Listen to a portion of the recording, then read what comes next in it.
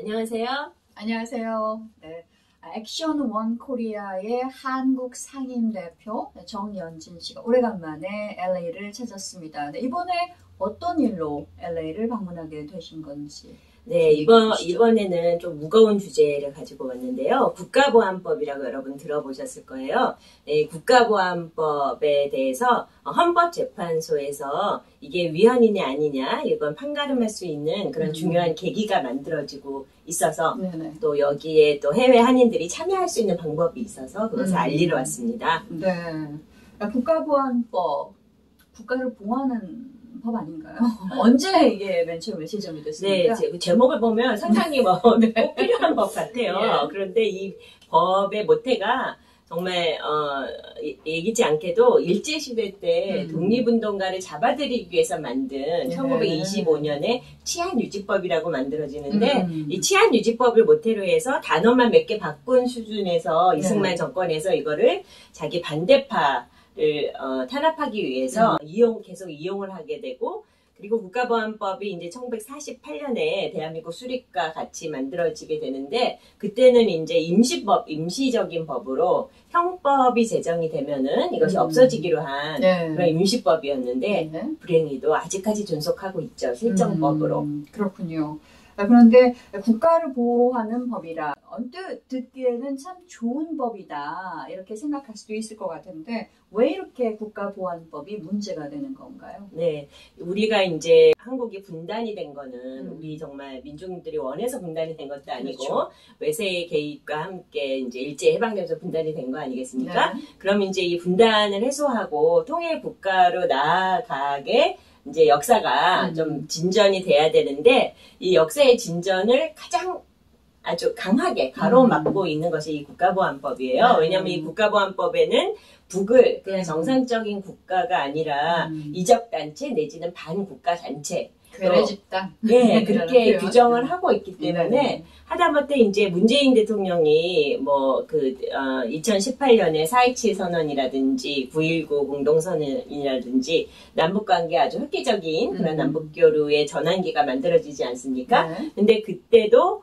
그러니까 극우 집단이 문재인 대통령을 실정법 위반으로 고발을 하게 돼요. 그게 바로 국가보안법 위반이다. 왜냐하면 국가보안법에는 북을 반국가 단체로 하니까 반국가 단체의 수장과 악수를 한 거는 국가보안법 위반이라 이거죠. 근데 아직도 많은 사람들이 이 법이 아직도 존재해? 하다못해 저희가 이제 국회의원들을 찾아갔을 때도 국회의원들이 그 법 사문화된 거 아닙니까? 이렇게 잘못 알고 계세요. 근데 이제 문재인 대통령 때도 한 580명 되는 사람들이 국가보안법으로 수사를 받았고요. 검찰에 기소된 사람은 그거보다 좀 적지만 이것이 이제 윤석열 정부가 되면서 검찰공화국이라고 다 우리가 우려하고 있지 않습니까? 그렇죠. 그래서 국가보안법을 앞으로 올바른 목소리를 내는 국민들을 탄압하기 위한 무기로 굉장히 휘두를 것 같은 그런 징조들이 여기저기서 일어나고 있어요. 그렇다면 이 국가보안법이 폐지되어야만 하는 어떤 당위성 이런 것들로도 연결해서 말씀해 주실 수가 있을 것 같아요. 네, 국가보안법은 일단 우선 너무나 반인권적인 법이에요. 그러니까 국가보안법의 2조는 이제 북을 이적단체, 반국가단체로 규정을 하고 7조는 찬양이나 고무를 하면 안 되는 그런 조항이 있어요. 이거는 완전히 코에 걸면 코걸이고 귀에 걸면 귀걸이인 게 예를 좀 들어주시죠. 북에 갔다 와서 예를 들어서 뭐 대동강물이 맑다거나 아니면 뭐 대동강 맥주가 맛있다거나 이렇게 아주 그냥 자기 어떤 감상을 말하는 것도 북을 이롭게 하는 거기 때문에 그거는 국가보안법의 실정법에 걸릴 수가 있는 거고요.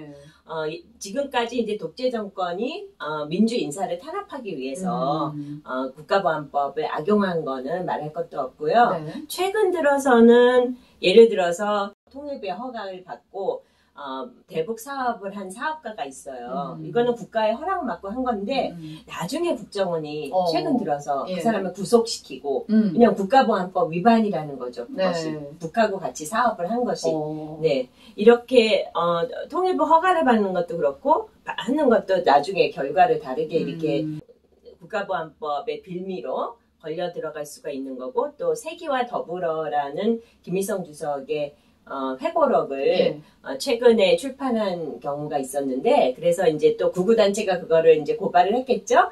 그런데 이제 사법부에서 이거는 이제 항일 투쟁의 기록으로 볼 수 있기 때문에 판매할 수 있다라는 허가를 받았어요. 그런데 또 국정원이 얼마 전에 들이닥쳐가지고 세계와 더불어를 많이 판매용으로 가지고 있던 단체를 압수수색을 해서 2트럭분을 압수수색해서 가져가고, 또 주체 사상을 우리나라 최초로 박사학위를 받으신 분이 있는데 그분도 막 개인적으로 이때까지 모든 연구 기록 자료들을 다 압수수색해가고, 그러니까 사법부나 뭐 통일부의 허가를 받고 정당하게 한 것도 국정원이 국가보안법으로 나중에 아주 심한 불이익을 가할 수 있다는 거.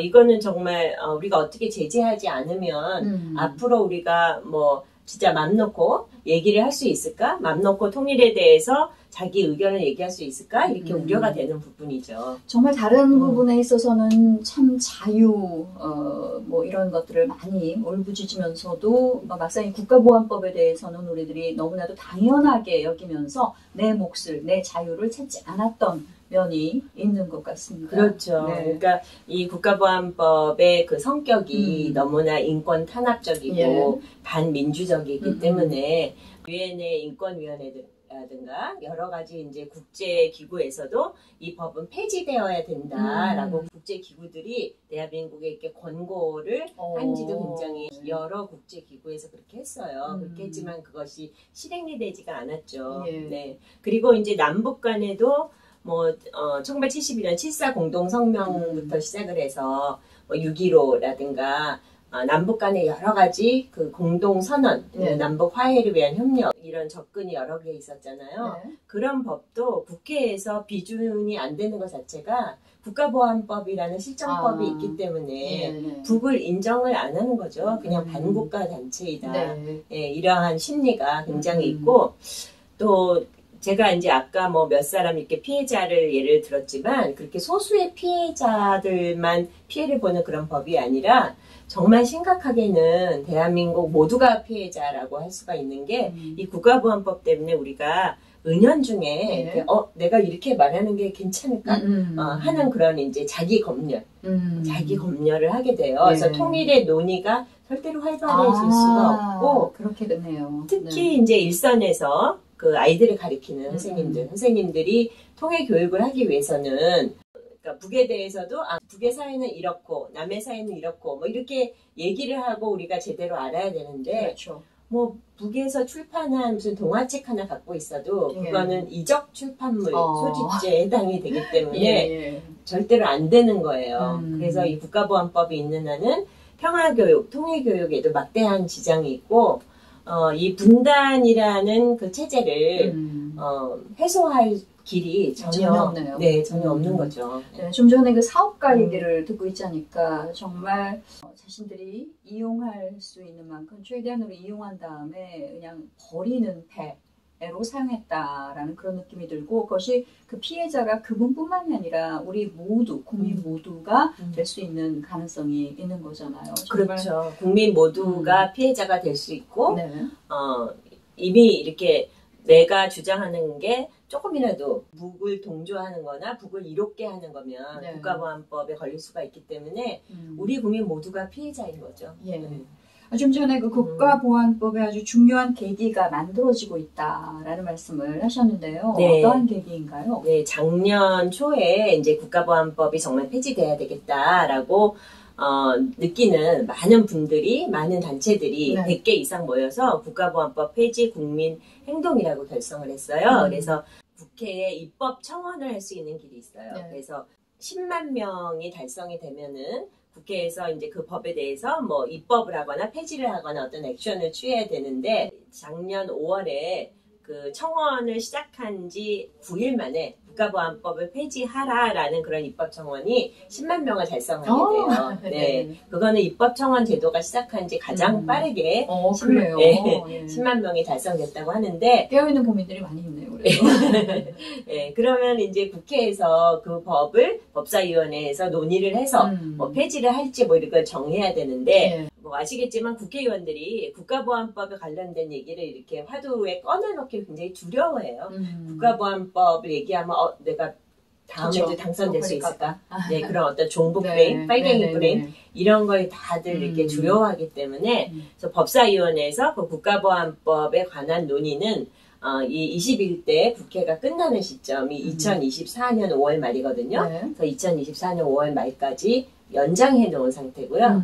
그러니까 국회에서 폐지를 하거나 아니면 헌법재판소에서 이 법이 위헌이다라고 이렇게 판결을 하면은 또 예. 그게 아주 커다란 계기가 될 수 있는데 네. 마침 9월 15일 날 이때까지 이제 많은 케이스들을 같이 묶어가지고 헌법재판소에서 국가보안법의 가장 대표적인 조항, 아까 얘기한 그 찬양 고무줄? 찬양 고무가 네, 들어있는 또 이적 출판물 네. 뭐 이런 게 들어있는 7조와 2조에 대해서 네. 이 조항이 위헌이냐 아니냐를 가리는 심리가 9월 15일 날 공개 변론 형태로 있었어요. 네. 공개냐 아니냐를 결정하는 건 헌법재판소에서 결정을 하는데 헌법재판소에서 이 심리를 공개로 하겠다라고 결정을 할 때는 그래도 뭔가 좀 가능성이 엿보이네요. 네, 가능성이 조금 보이는 거죠. 네. 그냥 비공개로 할 수도 있는 그렇죠. 것인데 네. 근데 이제 여기에 대한 심리가 9월 15일 날 11개 케이스에 있었는데 사실 이제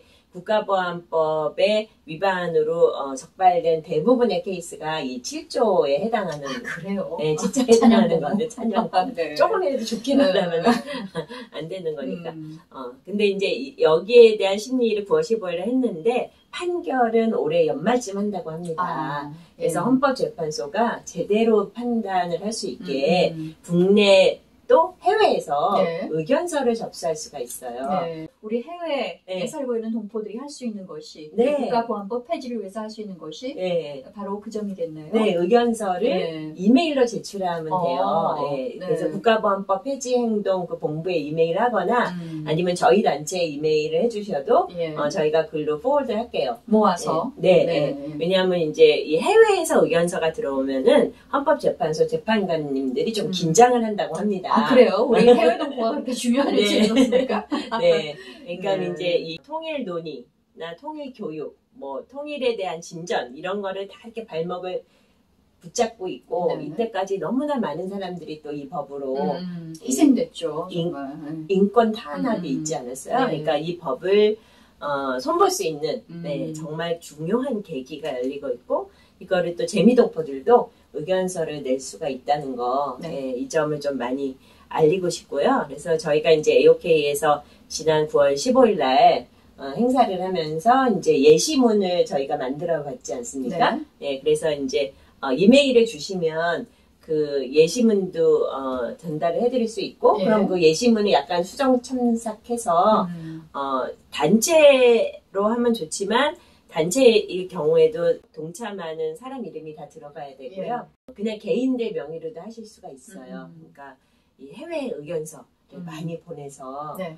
예, 이 통일의 걸림돌인 국가보안법을 우리가 넘어서는데 네. 예, 큰 진전을 이뤘으면 하는 그런 바람을 가지고 있는데 네네. 구체적으로 어디로 이메일을 보내면 될까요? 네, 저희 단체로 보내주시면 저희가 그 국가보안법 폐지 행동 본부로 전달을 해드릴게요. AOK 서울 SEOUL gmail.com입니다. 네, aokseoul@gmail.com으로 여러분들의 의견서 보내주신다면은 국가보안법 폐지에 정말 큰 도움이 될 것 같습니다. 네, 해외 동포 여러분들의 의견서는 10월 말까지 보내주시면 되겠습니다. 국가보안법 폐지의 새로운 장을 열어줄 위헌 판결 촉구 의견서 해외 동포 여러분들께서 보내주실 때 우리는 새 역사를 맞이할 수 있을 겁니다.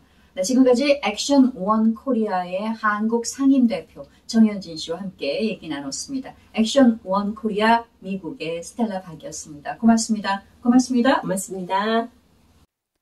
더 나은 세상을 위해 공정한 언론의 역할을 다하고자 노력하는 JSTV는 전 제작진의 자발적인 참여로 만들어지는 독립 언론이자 대한 매체입니다. 방송이 마음에 드셨다면 응원의 표시로 지금 좋아요, 구독 버튼을 눌러주세요. 감사합니다.